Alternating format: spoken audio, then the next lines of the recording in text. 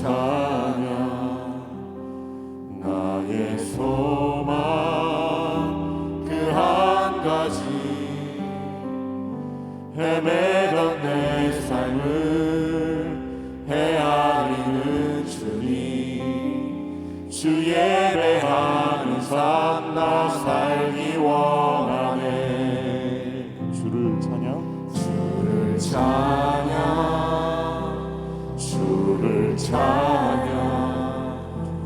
나의 소망 그 한 가지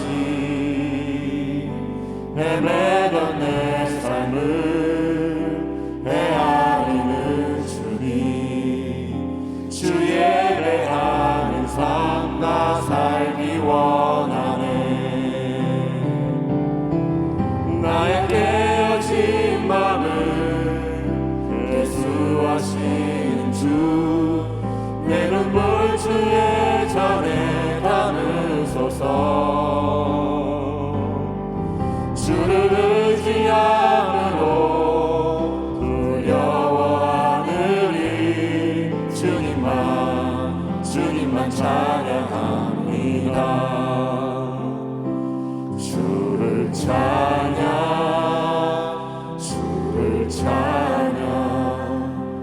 나의 소망 그 한 가지 세상의 권세가 날 무너뜨려도 주 예배하는 삶 나 살기 원하네 나의 깨어진 맘을 개수하시는 주 내 눈물 주의 잔에 담으소서 주를 의지함으로 두려워하느니 주님만 찬양합니다 나의 깨어진 맘을 예수하시는 주 내 눈물 주의 잔에 담으소서 주를 의지함으로 두려워하느니 주님만 찬양합니다 나의 깨어진 맘을 개수하시는 주 내 눈물 주의 잔에 담으소서 주를 의지함으로 두려워하느니 주님만 찬양합니다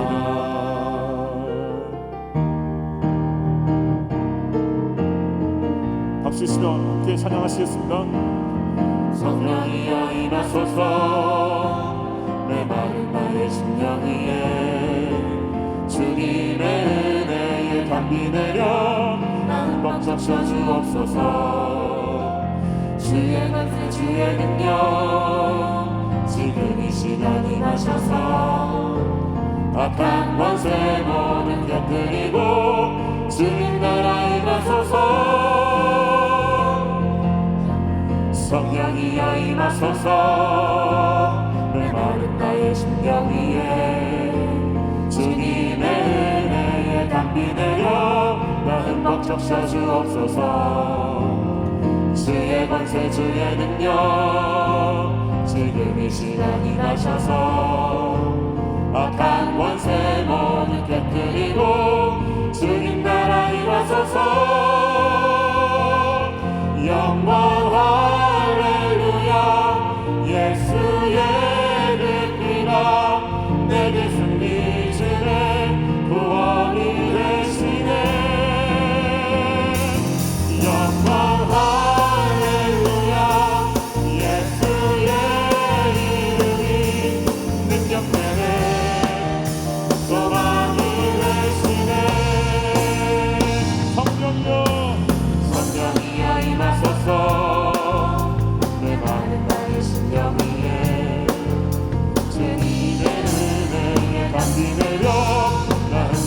비춰주옵소서. 주의 권세 주의 능력 지금 이 시간이 가셔서 악한 권세 모두 깨뜨리고 주님 나라 임하소서. 영광 할렐루야. 예수의 그 피가 내게 승리 주네 구원이 되시네. 영광 할렐루야. 예수의 이름이 능력되네 소망이 되시네. 영광 할렐루야. 예수의 그 피가 내게 승리 주네 구원이 되시네. 영광 할렐루야. 예수의 이름이 능력되네 소망이 되시네. 은혜가 풍성한 하나님을 믿는 자 한 사람 한 사람 어제도 오늘도 언제든지 변찮고 보호해 주시네. 주여 성령의 은사들을 오늘도 내려 주소서. 성령의 뜨거운 빛으로서 오늘도 충만케 하소서. 성령과 죄악에 물든 마음 성령의 불길로 태우사 정결케 하소서. 태우소서. 깨끗게 하여 주옵소서. 주여 성령의 은사들을 오늘도 내려 주소서. 성령의 뜨거운 불길로서 오늘도 충만케 하소서. 인생의 제물로 돌아가신 어린 양 우리 주 예수여 구속의 은혜를 내리시사 오늘도 구원해 주소서. 주여 성령의 은사들을 오늘도 내려 주소서. 성령의 뜨거운 불길로서 오늘도 충만케 하소서. 주님의 기쁘신 은혜만을 세상에 널리 전하리니 하늘의 능력과 권세로서 오늘도 입혀 주옵소서. 주여 성령의 은사들을 오늘도 내려 주소서. 성령의 뜨거운 불길로서 오늘도 충만케 하소서.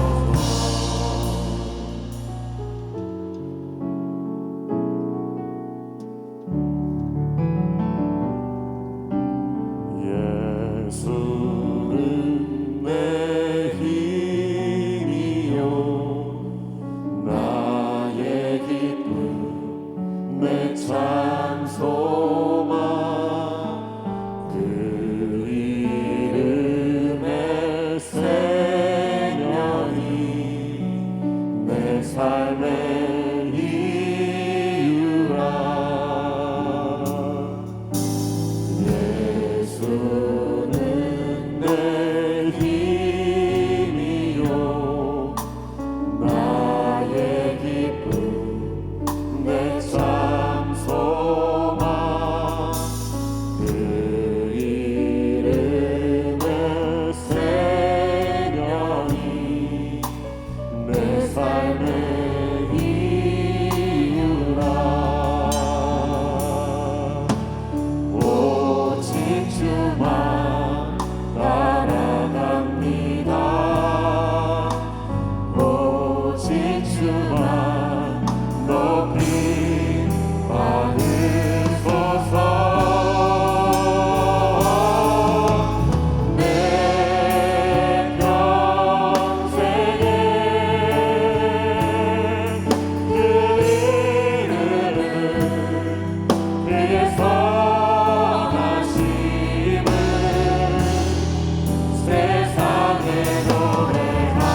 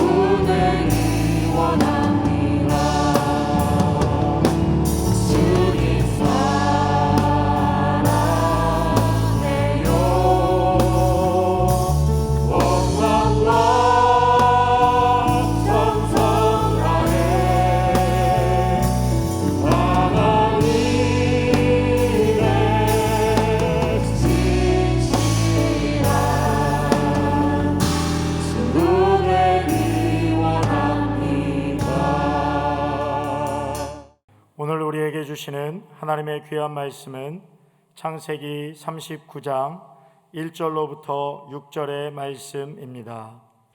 요셉이 이끌려 애굽에 내려가매 바로의 신하 친위대장 애굽 사람 보디발이 그를 그리로 데려간 이스마엘 사람의 손에서 요셉을 산이라. 여호와께서 요셉과 함께 하심으로 그가 형통한 자가 되어 그의 주인 애굽 사람의 집에 있으니 그의 주인이 여호와께서 그와 함께 하심을 보며 또 여호와께서 그의 범사에 형통하게 하심을 보았더라. 요셉이 그의 주인에게 은혜를 입어 섬김에 그가 요셉을 가정 총무로 삼고 자기의 소유를 다 그의 손에 위탁하니 그가 요셉에게 자기의 집과 그의 모든 소유물을 주관하게 한 때부터 여호와께서 요셉을 위하여 그 애굽 사람의 집에 복을 내리심으로 여호와의 복이 그의 집과 밭에 있는 모든 소유에 미친지라. 주인이 그의 소유를 다 요셉의 손에 위탁하고 자기가 먹는 음식 외에는 간섭하지 아니하였더라. 요셉은 용모가 빼어나고 아름다웠더라. 아멘.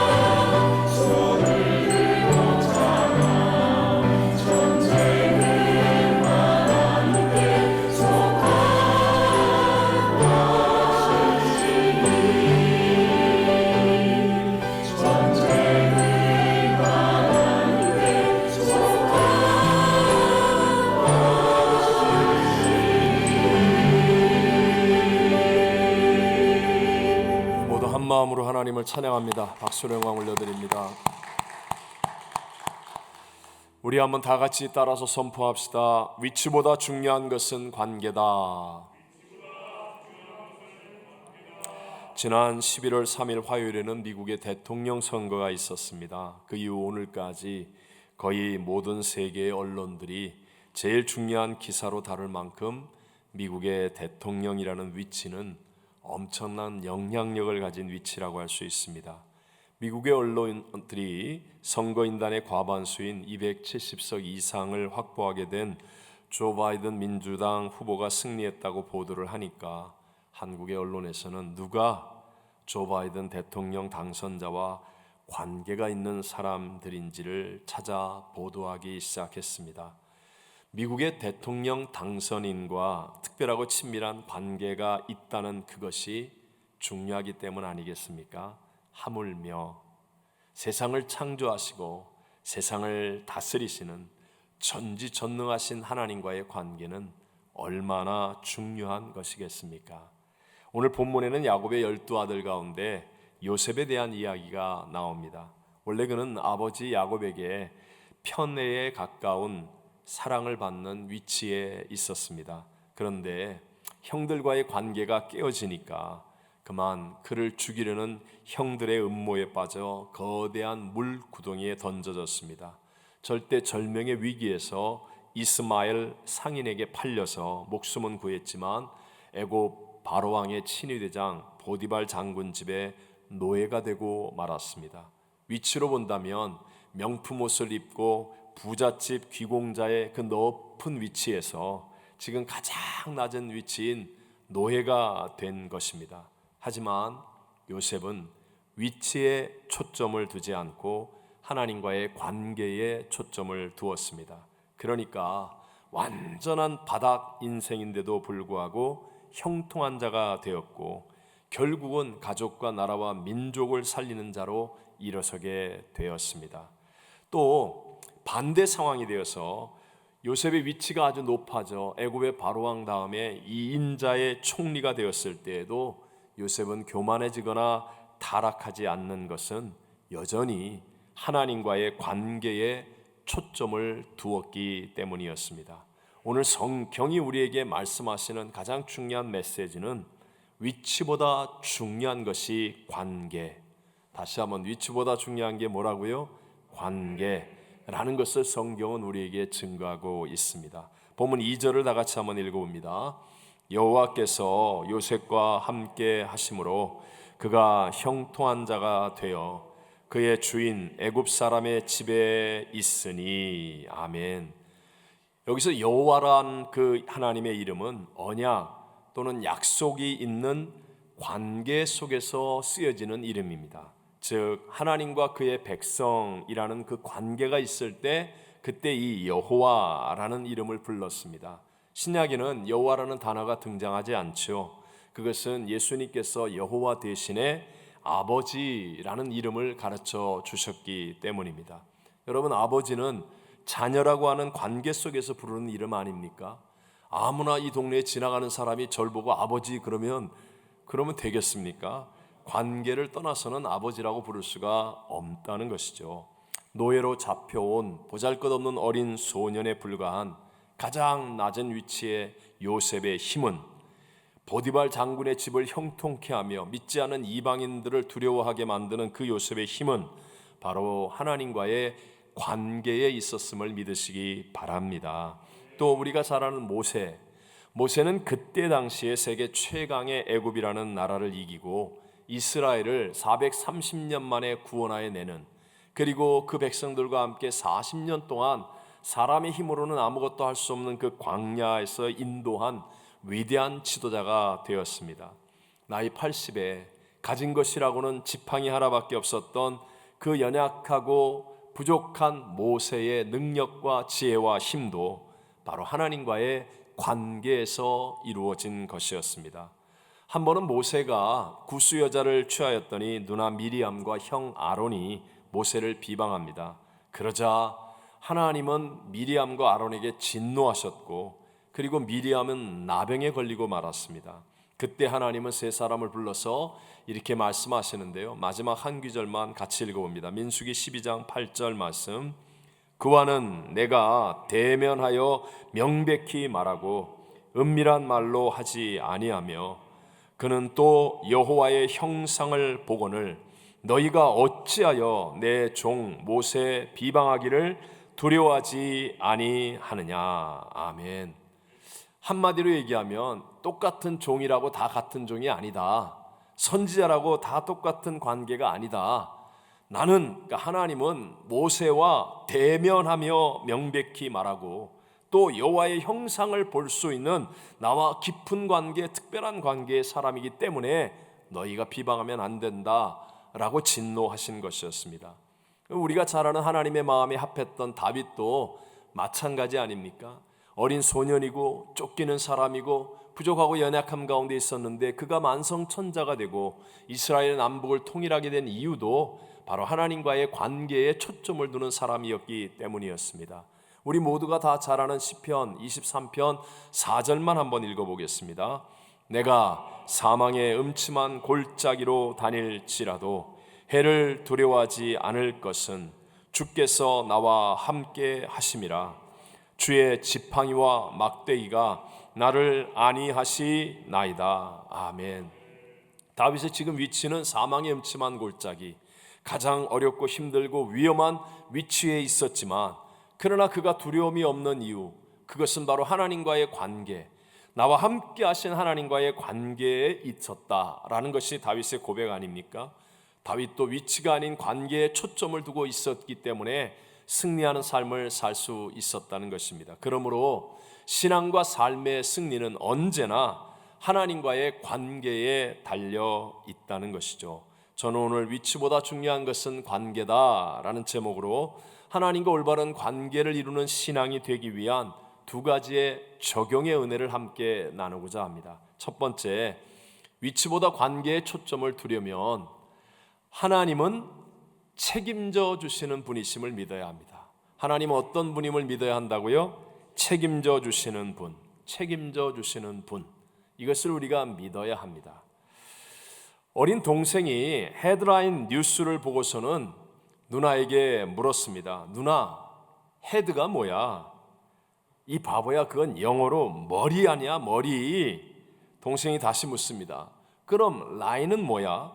그것도 몰라. 선이야, 선. 그러니까 동생이 고개를 갸우뚱거리면서 또다시 묻습니다. 그럼 헤드라인은 뭐야? 누나가 한참을 생각하면서 대답하기를 그건 가르마야. 헤드도 알고 라인도 안다고, 한두 가지를 안다고 해서 모든 것의 해답을 알 수 없다라는 유머의 말입니다. 특별히 인생에는요, 내가 몇 가지를 안다고 해서 다 알 수 있습니까? 내가 한두 가지는 알고, 아니 몇 가지를 알고 있다 할지라도 매일매일 내가 해답을 찾을 수 없고 예측하지 못하는 수없이 많은 문제들을 만나게 되는 것이 인생 아닙니까? 그럴 때 사람들은 당황해서 자신의 어려운 위치에 초점을 맞춥니다. 그래서 기도하는 내용도 늘 이 고난의 위치에서 나를 건져 달라고, 내 위치를 바꿔 달라고, 이런 내용의 기도들을 많이 합니다.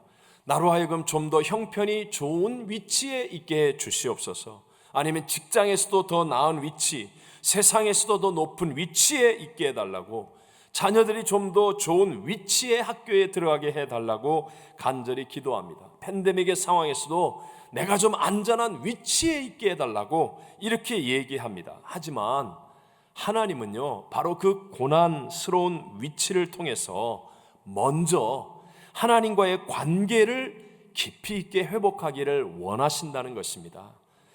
요셉도 그 낮은 위치에서, 모세도 위치에서, 광야라는 위치에서, 다윗도 사망의 음침한 골짜기라는 위치에서 하나님과의 관계를 먼저 붙잡았을 때 위대한 하나님의 역전승들이 일어난 것처럼 하나님 오늘 이것을 우리에게 요청하고 계시다는 것이죠. 모세가 광야라고 하는 최악의 위치에서 하나님과의 관계를 회복하는 축복을 누리지 않았습니까? 바로 이전까지는 애굽의 바로왕의 궁전에서 있었습니다.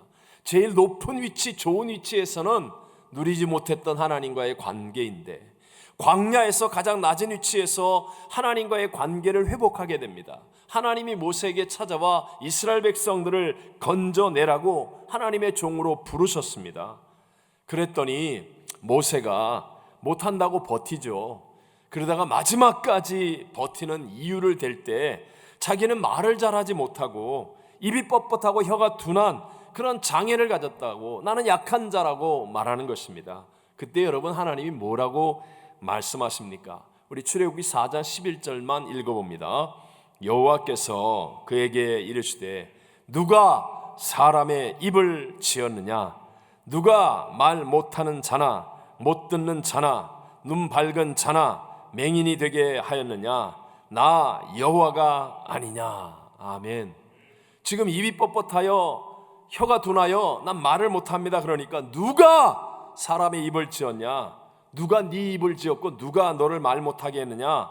이렇게 얘기하시는 거예요. 쉽게 말하면 네가 말 못한다고 말하고 입이 뻣뻣하고 혀가 둔하다고 말하는 그 장애의 원인이 나에게 있다. 나에게, 하나님에게 있으니 네가 책임지려고 하지 말고 내가 책임져 줄 테니까 너는 나와의 관계 속에만 있어 봐라.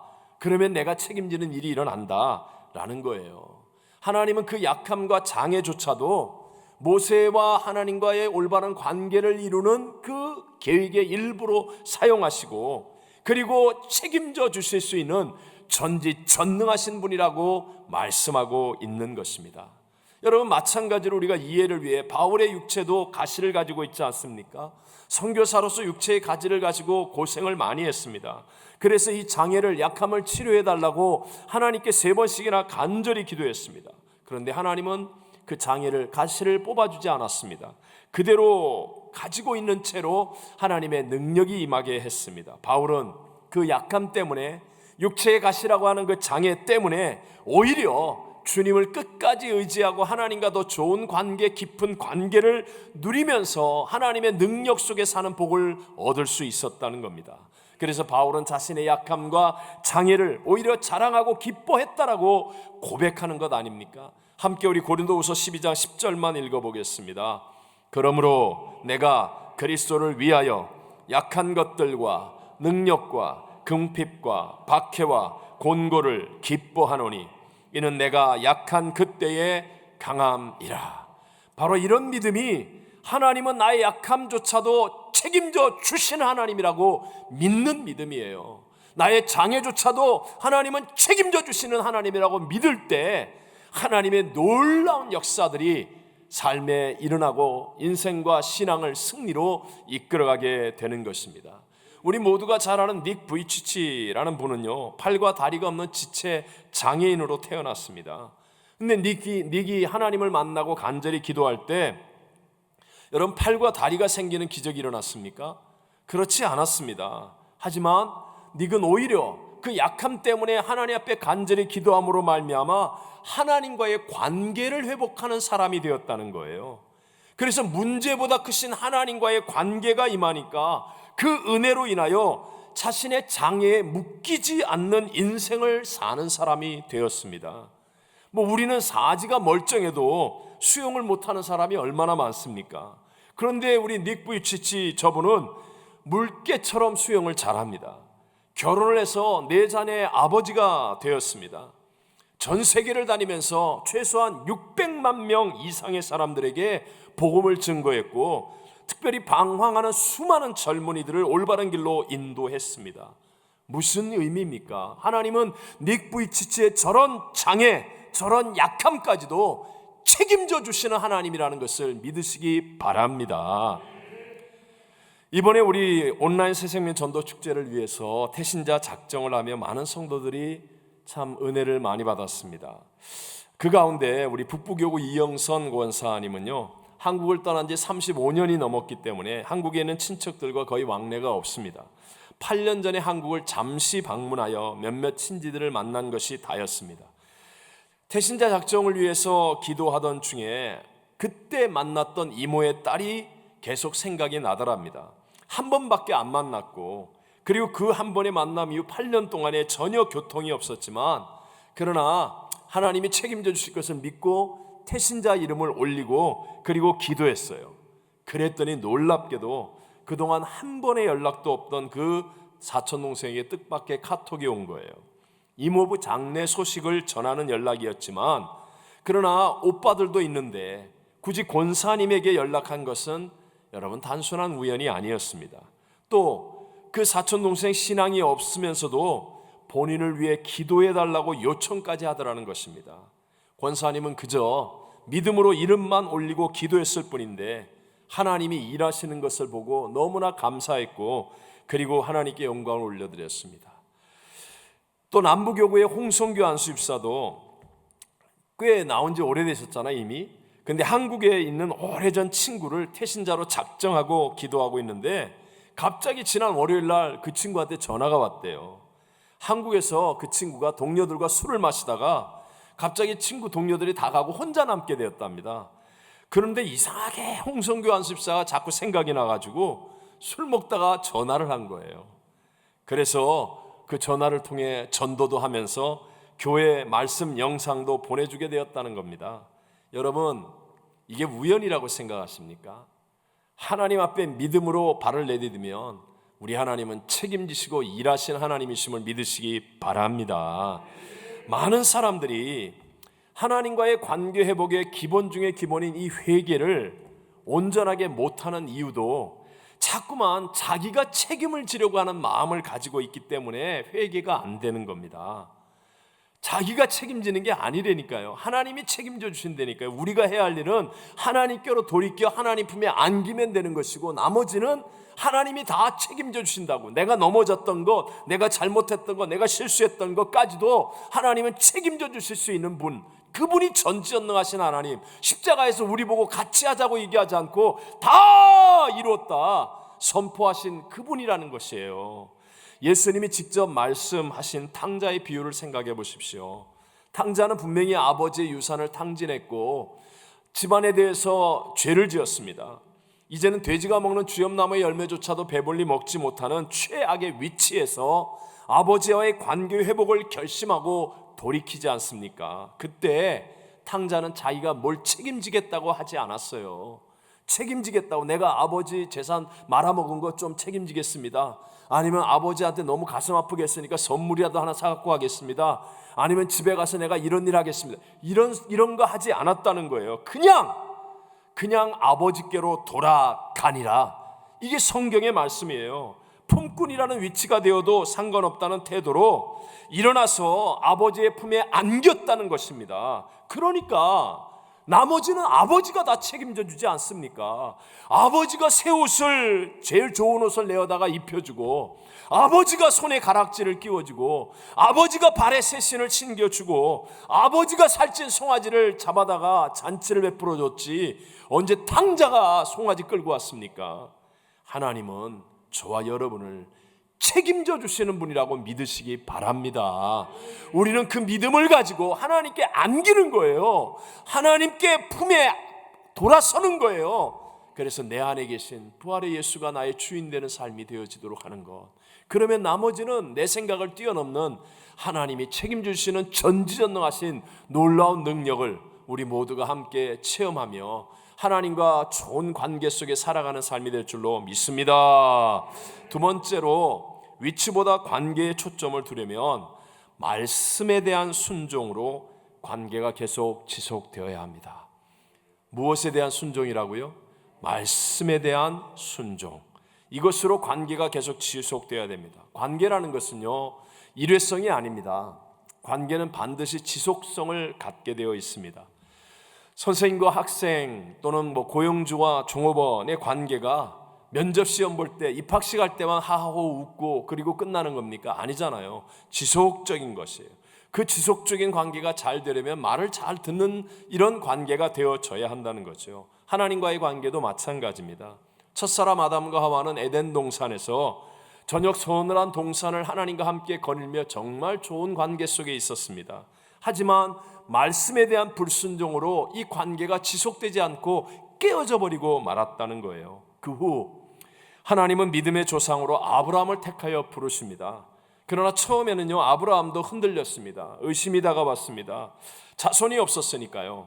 그럴 때 하나님께서는 아브라함을 불러내어서 밤하늘의 별들을 헤아려보라, 바라보고 헤아려보랴 하시면서 내 자손이 이같이 많으리라 이렇게 말씀하십니다. 그러자 아브라함이 성경에서 처음으로 여호와 하나님을 믿게 되었다라는 아주 놀라운 일이 일어납니다. 함께 창세기 15장 5절과 6절 말씀을 읽어보겠습니다. 그를 이끌고 밖으로 나가 이르시되 하늘을 우러러 무뼈를 셀 수 있나 보라. 또 그에게 이르시되 내 자손이 이와 같으리라. 아브라함이 여호와를 믿으니 여호와께서 이를 그의 의로 여기시고. 아멘. 정말 저도 성경을 읽으면서 놀라운 성경입니다. 여러분, 하나님 앞에 믿음을 갖게 되고 더군다나 하나님이 이 믿음을 받으시며 그것을 의로 여기셨다. 여러분, 그러면 뭔가 특별한 일이 딱 하고 일어나야 될 것 같지 않습니까? 우리가 정말 어려운 상황에서 교회를 나와 예배를 드렸는데 진짜 막 믿음이 불같이 일어났어요. 근데 하나님이 또 그 믿음을 받아주셨어요. 그럼 그날 뭔가 일어나야 될 것 같지 않습니까? 병이 치료되거나 아니면 막혔던 뭐가 뻥 뚫린 거나 역사가 일어나거나 그래야 될 것 같지 않습니까? 그런데 놀랍게도 하나님은 뭔가 특별한 증거를 주시지 않고 약속의 말씀만을 주셨습니다. 창세기 15장 13절과 14절을 읽어보겠습니다. 여호와께서 아브라함에게 이르시되 너는 반드시 알라. 내 자손이 이방에서 객이 되어 그들을 섬기겠고 그들은 400년 동안 내 자손을 괴롭히리니 그들이 섬기는 나라를 내가 징벌할지며 그 후에 내 자손이 큰 재물을 이끌고 나오리라. 아멘. 정말 아브라함이 믿음을 갖고 하나님이 그것을 받으시고 의로 여기시고, 근데 그 다음에 일어난 일은 약속의 말씀만을 주셨습니다. 그것도 앞으로 수백 년 후에 일어날 일을 지금 하나님은 약속으로 말씀하십니다. 애굽의 종이 되었다가 재물을 크게 가지고 큰 민족이 되어서 돌아올 거야. 그러니까 약속하시는 말씀대로 이루어지는 것이 하나님의 증거다라고 성경은 우리에게 말씀합니다. 바꿔서 아브라함의 입장에서 한번 생각해 보십시오. 아브라함이 하나님을 믿었고 하나님은 그 믿음을 받으셨는데, 근데 현재 아무것도 보이는 것은 안 일어나고 잡히는 것도 없는 거예요. 그냥 하나님은 말씀을 주셨을 뿐입니다. 하지만 그 말씀을 믿음으로 순종할 때 우리 눈에 보이지 않고 귀에 들리는 소리가 없고 손에 잡히는 증거가 없는 전지전능하신 하나님이 우리와 함께 하시는 관계가 이루어지는 것임을 믿으시기 바랍니다. 이게 진짜 복이라는 거예요. 전능자 하나님이 아브라함과 함께 하니까, 그러니까 아무것도 없는 것 같은데 아브라함이 하는 일마다 잘 되는 거예요. 빈손 들고 왔는데 막 그냥 거부가 되어지는 거예요. 사람들에게 존경을 받는 거예요. 하나님이 함께하니까 아브라함의 삶에 샬롬의 평강이 있는 거예요. 놀라운 하나님의 기쁨과 감격이 넘쳐나고 있는 거예요. 어떤 문제를 만나도 합력하여 선이 되어지는 거예요. 이게 바로 하나님이 함께하시는 하나님과의 관계입니다. 그냥 하나님의 약속의 말씀을 듣고 그 말씀을 붙들고 순종하는 삶을 살았더니, 그랬더니 나머지는 전지전능하신 하나님이 다 책임져 주시는 하나님과의 관계가 이루어지게 되더라. 관계는 지속성을 갖는다고 했잖아요.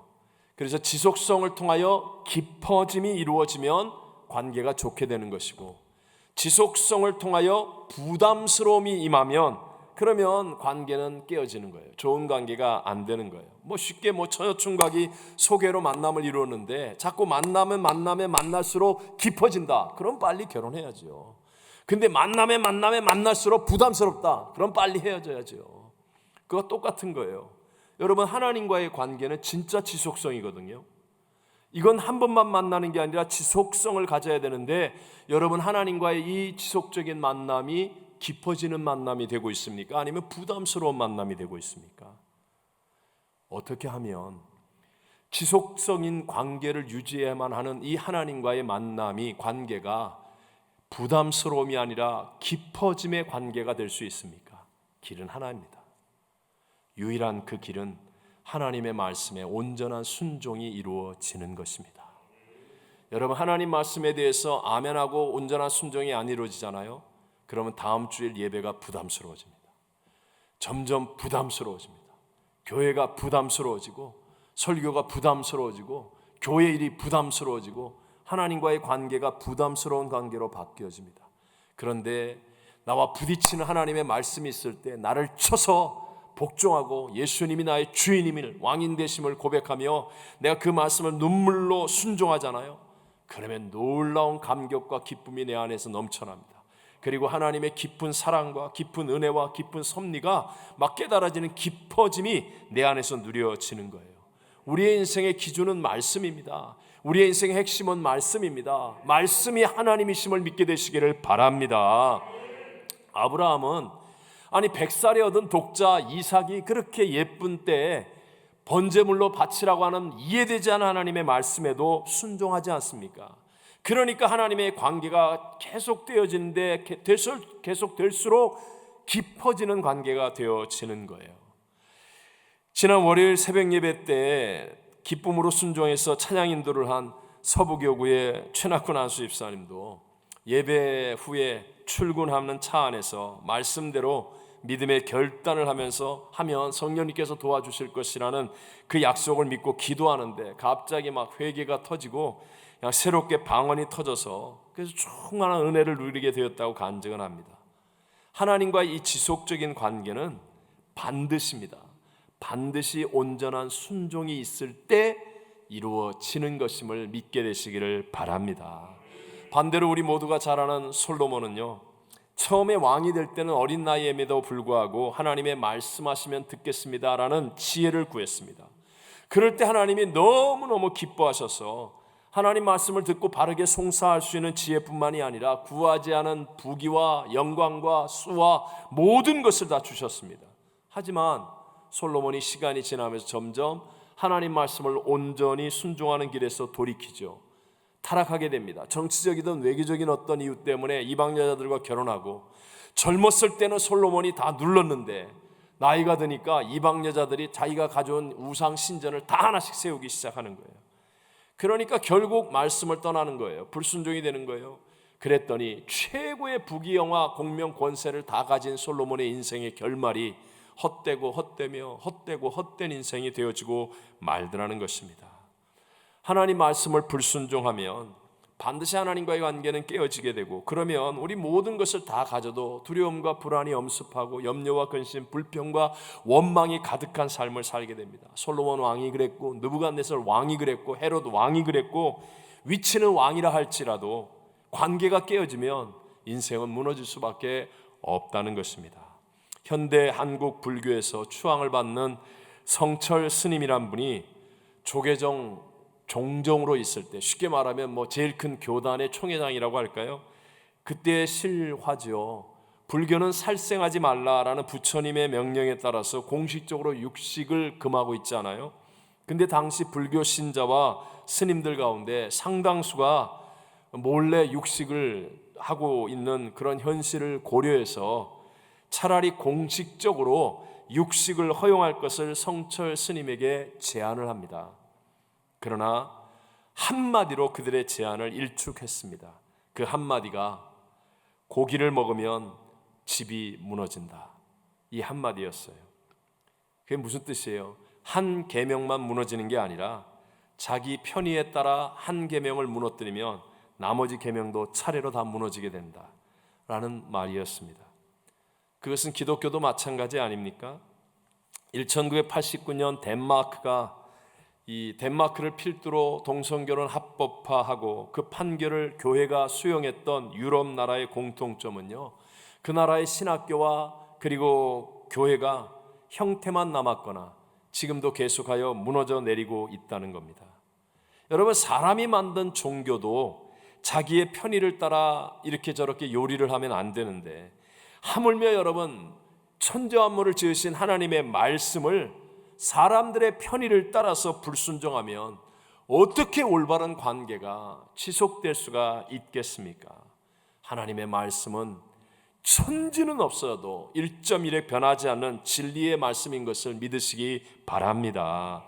그래서 그 말씀을 온전히 순종하게 되면, 그러면 내 안에 계신 예수의 영, 부활의 예수님께서 이 좋은 관계가 이루어지는 거예요. 그래서 이상하게 세상이 팬데믹이고 세상이 막 두려워서 떠는데도 불구하고 샬롬의 평강을 누리게 되고, 이상하게 내가 하는 일에 기쁨이 있고 열매가 있고 좋아지고, 하나님이 주시는 영혼이 잘된 같이 범사가 되고 강건한 복이 일어나게 될 줄로 믿습니다.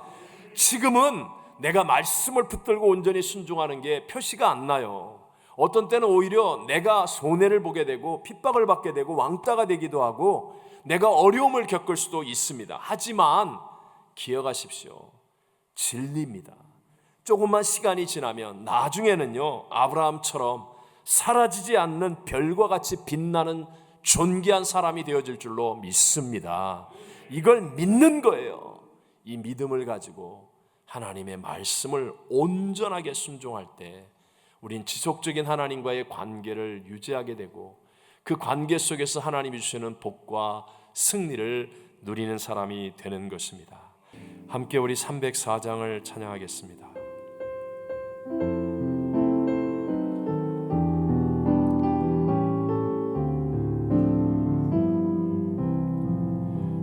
크신 하나님의 사랑 말로 다 형용 못하네. 저 높고 깊은 별을 넘어 이 낮고 낮은 땅 위에 죄범한 영혼 구하려 그 아들 보내사 화목제물 삼으시고 죄 용서하셨네. 하나님 크신 사랑은 측량다 못하네. 영원히 변치 않는 사랑 성도여 찬양하세. 괴로운 시절 지나가고 땅 위에 영화쇠할 때 주 믿지 않던 영혼들은 큰 소리 외쳐 울어도 주 믿는 성도들에게 큰 사랑 베푸사 우리의 죄 사했으니 그 은혜 잊을까. 하나님 크신 사랑은 측량다 못하네. 영원히 변치 않는 사랑 성도여 찬양하세. 하늘을 두루마리 삼고 바다를 먹물 삼아도 한없는 하나님의 사랑 다 기록할 수 없겠네. 하나님의 크신 사랑 그 어찌 닿았을까. 저 하늘 높이 사도 채우지 못하리. 하나님 크신 사랑은 측량다 못하네. 영원히 변치 않는 사랑 성도여 찬양하세.